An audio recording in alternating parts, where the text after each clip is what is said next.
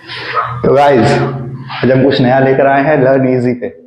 तो आज का हमारा टॉपिक होगा सीटेट। सीटेट भाई, सीटेट बहुत बहुत लोगों को लगता है, मैंने बहुत लोगों को ऐसे भी देखा है कि वो सीटेट क्लियर नहीं कर पाते क्योंकि शायद वो रेगुलर बेसिस पे कॉलेज नहीं करते, और जो रेगुलर बेसिस पे करते हैं उनका भी क्लियर नहीं होता क्योंकि उनको पता ही नहीं होता कि कुछ मेन वर्ड्स पे डिपेंड करता है क्वेश्चन और आंसर।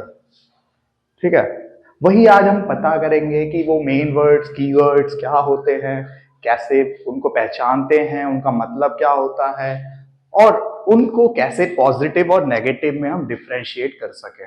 ठीक है, और रही बात टॉपिक्स की, पॉइंट्स बहुत इजी है, समझने वाले हैं। नहीं समझ में आए, मैं हूं, टेंशन नहीं लेना।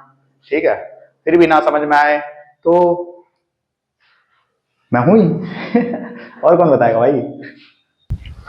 तो गाइस तो गाइस ये हमें भी डिस्कस करा कि सीटेट के कुछ कीवर्ड्स होते हैं, सीटेट के क्वेश्चन पेपर्स में कि कुछ कीवर्ड्स होते हैं आंसर को पहचानना कि आंसर किस तरीके का होना चाहिए, पॉजिटिव होना चाहिए, नेगेटिव होना चाहिए। ज्यादातर तो पॉजिटिव आंसर ही होता है, बट ये ध्यान रखते हुए कि अगर क्वेश्चन नेगेटिव है तो उसका पॉजिटिव आंसर नहीं होगा, आंसर भी उसका नेगेटिव में ही जाएगा।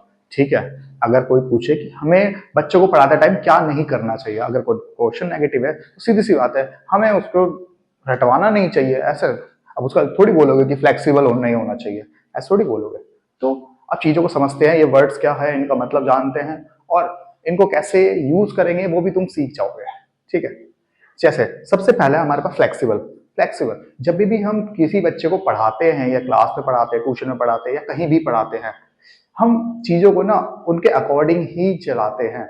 ऐसा नहीं है कि मुझे, अगर मैं सिर्फ लेक्चर ही दूंगा तो मेरे को लेक्चर पसंद है, अगर मैं सिर्फ पढ़ाऊंगा ही, बच्चा रो रहा है, हंस रहा है, खेल रहा है, वो आया नहीं है, उसको क्या प्रॉब्लम है क्या नहीं है, इस चीज का बिना पता लगाए आप सिर्फ पढ़ाए जा रहे हो, पढ़ाए जा रहे हो, पढ़ाए जा रहे हो, पढ़ाए जा रहे हो, तो वो चीज एक तरह से बच्चे पे इफेक्ट नहीं करेगा। बच्चे को क्या कुछ फर्क नहीं पड़ेगा, हाँ सर जी आए, मैम आई, पढ़ाए, चले गए।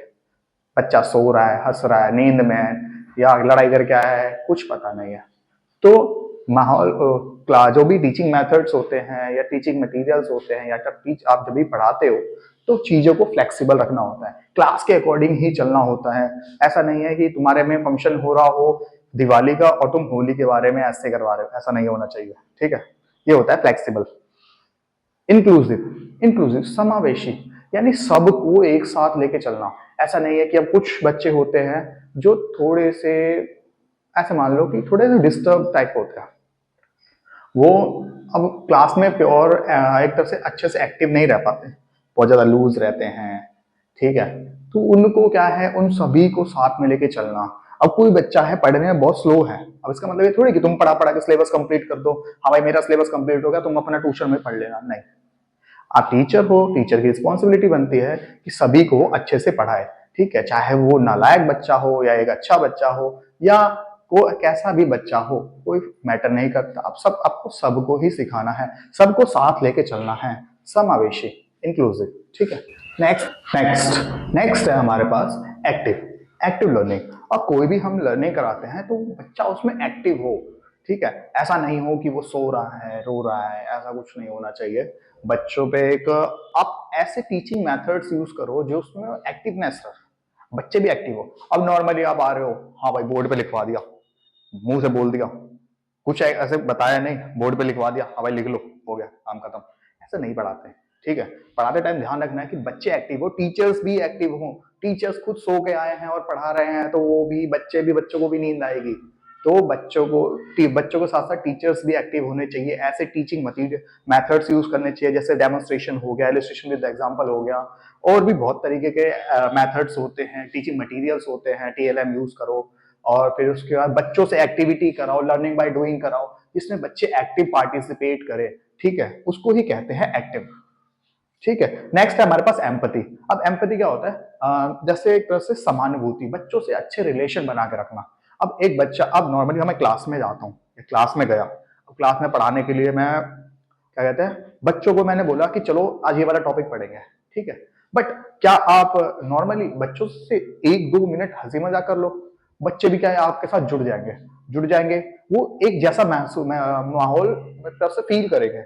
अगर नहीं होता, जैसे देखो अगर मैं क्लास में गया सिर्फ पढ़ा दिया, हाँ भाई जिसने होमवर्क नहीं करा खड़े हो जाओ, हाथों पकड़ लो, हाथों पकड़ के खड़े हो जाओ, कोई तुम्हें कोई काम नहीं है, बस पनिशमेंट में खड़े रहो, ऐसा करना है। उनसे पूछो क्या हुआ था, क्या प्रॉब्लम थी, उनको समझो। अगर कोई वाकई लॉजिकल प्रॉब्लम लगती है तो ठीक है, उसको उस तरीके से मैनेज करो। अगर इलॉजिकल है तो बहुत बच्चे होते हैं इलॉजिकल भी देते हैं, तो उसको भी मैनेज करो, ठीक है। अगर ऐसा नहीं है कि एम्पैथी, अब समानुभूति, अब उसकी जगह रख के भी देखो, उसको भी बोलो कि नहीं ऐसा नहीं करो, समझाओ, उससे अच्छे रिलेशन बना के रखो, उसको ही कहते हैं एम्पैथी, ठीक है। डिस्कवरी, डिस्कवरी मतलब होता है खोज। अब सीधी सी बात है, किसी बच्चों को जब भी हम सिखाएंगे तो वो एक तरह से डिस्कवरी मेथड से ही सिखाते हैं। डिस्कवरी का मतलब होता है खोज करना। जैसे बच्चों को फाइल दे दी, प्रोजेक्ट दे दिया, अब तुम उसके बारे में खुद पढ़ के आओ, ठीक है। प्रेजेंटेशन दे दिया कि बच्चे का प्रेजेंटेशन तो वैसे छोटी क्लास में बहुत ज्यादा ऊपर की चीज हो गई, पर बच्चों को खुद बता सकते हो कि ये आदमी ये मतलब जैसे अब नॉर्मली आपने बोल दिया कि विराट कोहली के बारे में जाओ चीजें पता करके आओ, आप क्या बोलोगे नहीं मैं नहीं बताऊंगा या मैं नहीं बताऊंगी, तुम खुद जाके पता करके आओ। क्योंकि वो खुद जाके उसको क्यूरियोसिटी रहेगी, उसको मतलब एक तरह से रहेगा कि नहीं मुझे जानना है, सर ने बोला है कुछ अलग दो। जरूरी थोड़ी है कि हर कोई महात्मा गांधी के बारे में दे रहा हो, डॉक्टर राजेंद्र प्रसाद, नहीं, कुछ नए नए कैरेक्टर्स के बारे में भी दो, सबके बारे में जानना सही है, ठीक है। इसको ही कहते हैं डिस्कवरी मेथड, ठीक है। डिस्कवरी खोज करके सीखना। अब नई नई चीजें सीखेंगे तो खुद करके देखेंगे और ठीक है उसको आप मतलब एक तरह से यूज करेंगे उस नॉलेज को, उसको कहते हैं डिस्कवरी। नेक्स्ट है लर्निंग। लर्निंग, अब लर्निंग कैसी होनी चाहिए? लर्निंग का मतलब क्या होता है नॉर्मली, आप क्या बोलोगे? या आप आपके सोच में अब बहुत टीचर्स होते हैं उनके मतलब में यही होता है, जो रेगुलर कॉलेज नहीं जाते मैं उनके लिए बोल रहा हूँ, कि बहुत टीचर्स ऐसे होते हैं उनको लगता है लर्निंग का मतलब होता है कि नहीं भाई मैंने होमवर्क दे दिया, मैंने पढ़ा दिया, बच्चों ने याद कर लिया, लर्निंग खत्म। नहीं, ये नहीं होता लर्निंग। लर्निंग बेसिकली होता है कि जो चीज हमने पढ़ाई वो उनकी लाइफ में यूज कैसे हो सकती है। अब मैंने नॉर्मली मैथ्स पढ़ाया, मैंने मैथ्स पढ़ाया, कैलकुलेशन पढ़ाई, अगर मैं उन्हें बेसिक्स छोटी क्लास में ही ट्रिग्नोमेट्री पढ़ाने लग जाऊंगा, या मैं उनको बोल दूंगा कि पाइथागोरस का कोई फॉर्मूला है इसको तुम रट लो, अब इसका यूज क्या है वो उनको खुद नहीं पता।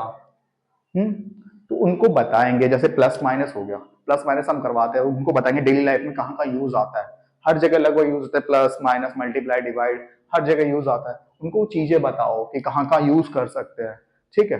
तभी जाके वो अच्छे से उस चीज के बारे में सीख सकेंगे। नेक्स्ट है डिस्कशन। जैसे अभी मैं आपसे डिस्कस कर रहा हूँ कि चीजें क्या होती हैं, वैसे ही आपको बच्चों से डिस्कस करनी होती है, ठीक है। बच्चों से डिस्कस करना कि उसके उससे पूछना कि थोड़ा, अब सब कुछ हमें नहीं बताना होता, हमने हमने भाई ज्ञान का पिटारा खोल दिया, लो भाई तुम्हारे सामने इतनी सारी चीजें हैं, अब सीधा मैं बोल दूं कि ये सारी चीजें लो बोर्ड पे लिखी हुई हैं, इसको तुम लिख लो, लिख लो एक्सप्लेनेशन लिख लो, ऐसा नहीं होता। नॉर्मली डिस्कस करनी होती है चीजें, डिस्कस करोगे तभी जाके बच्चों को बेहतर समझ में आएगा, बच्चों का पॉइंट ऑफ व्यू भी समझ, क्या पता वो दोनों चीज एक ही चीज के बारे में हो, उसका पॉइंट ऑफ व्यू थोड़ा अलग चले जाए, आपका अलग चले जाए, ठीक है। उस चीज का भी ध्यान रखना होता है, इसलिए हम डिस्कस करते हैं ताकि चीजों को और बेहतर समझ सके। नेक्स्ट है अंडरस्टैंड। अंडरस्टैंड होना, समझना। समझना, अब देखो नॉर्मल सी बात है, कोई भी चीज जब हम समझेंगे, अब सुनो यार, रटने से काम नहीं चलता, ठीक है। रटने का मतलब सबको पता होता है, पर सब यूज करते हैं, पर उनको लगता है कि नहीं वो रट नहीं रहे। नॉर्मली आपने बुक देखा, पढ़ा, छुपा के पढ़ा, फिर पढ़ लिया, फिर पढ़ लिया, फिर पढ़ लिया, हाँ सर जी याद है, हाँ मैम याद है, ऐसे इसको ही कहते हैं रोट लर्निंग, ठीक है, रटना। बट हमें ये नहीं करना, हम चीजों को समझा के चलेंगे, अब उनको समझ में आए, इसीलिए हम डिफरेंट टाइप के टीचिंग मेथड्स यूज करते हैं, टीचिंग मटेरियल्स यूज करते हैं, और अलग अलग टेक्निक्स यूज करते हैं, तभी जाके उन्हें अंडरस्टैंड होता है। ऐसा नहीं है कि आपका एक टेक्निक आपकी या एक मेथड आपका फिट बैठ गया क्लासरूम में तो हमेशा उसी से कराना, नहीं, कुछ कुछ डिफरेंट करो, कुछ कुछ अलग करो, तभी जाके अंडरस्टैंडिंग बढ़ती है बच्चों की, ठीक है। नेक्स्ट, सबसे इंपॉर्टेंट, चाइल्ड सेंटर्ड होना। चाइल्ड सेंटर्ड, चाइल्ड सेंटर्ड कैसे होता है? कोई भी हम एक्टिविटी कराते हैं या कुछ पढ़ाते हैं या कोई भी बुक बनाते हैं या करिकुलम बनवाते बनाते हैं, कोई भी हम एक टेस्ट भी डिसाइड करते हैं, तो चाइल्ड सेंटर्ड होना चाहिए।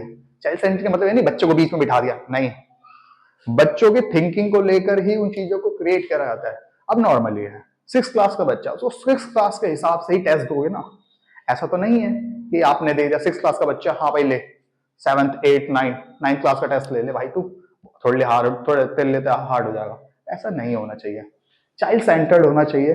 क्योंकि बच्चों के, अब बच्चों को ही पढ़ाना है, अब बच्चे ही नहीं सीखेंगे तो हमें, हमारा क्या फायदा है, हम टीचर्स का क्या फायदा है। अगर बच्चे ही नहीं सीखते तो बच्चों को सिखाना है, उनके अकॉर्डिंग मेथड्स को चेंज करना है या टीचिंग मटेरियल्स चेंज करने हैं, बनाने हैं, तभी जाके वो अच्छे से सीख सकते हैं।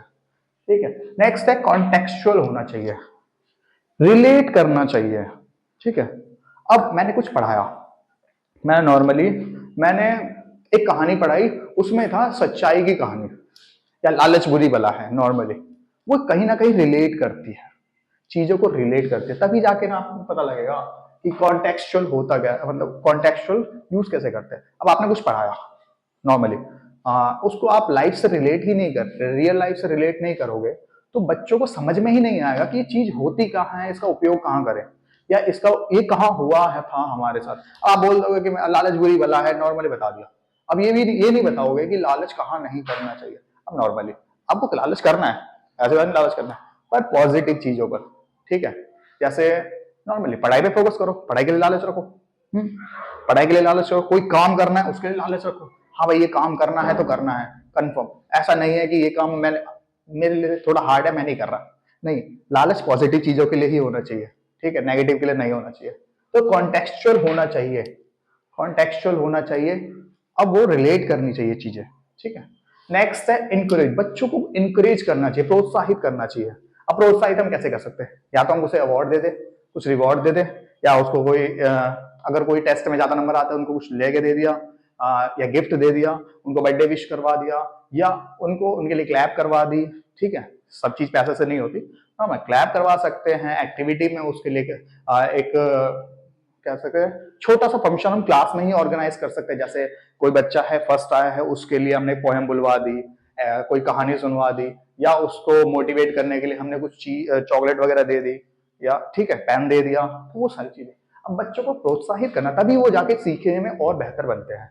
अब बच्चे हैं, अब जो बच्चे मेहनत करके अच्छे नंबर लाते हैं, या जो बच्चे पढ़ नहीं पाते हैं, उनको भी मोटिवेट करना चाहिए, एंकरेज करना चाहिए, तभी जाके उस चीजों को और बेहतर बनाएंगे। ठीक है।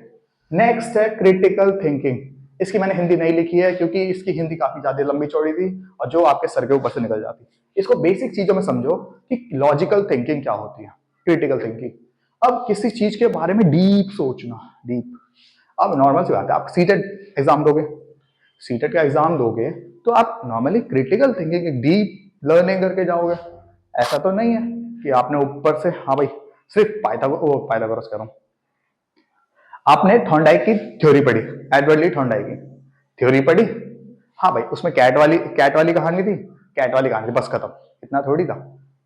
उस कैट ने क्या करा था, कितनी बार पॉसिबिलिटीज बनी थी, ठीक है, कितनी जल्दी सीखा था, कितना टाइम लगा था, वो सारी चीजें भी पता कर, कब उसको ऑर्गेनाइज करा गया था।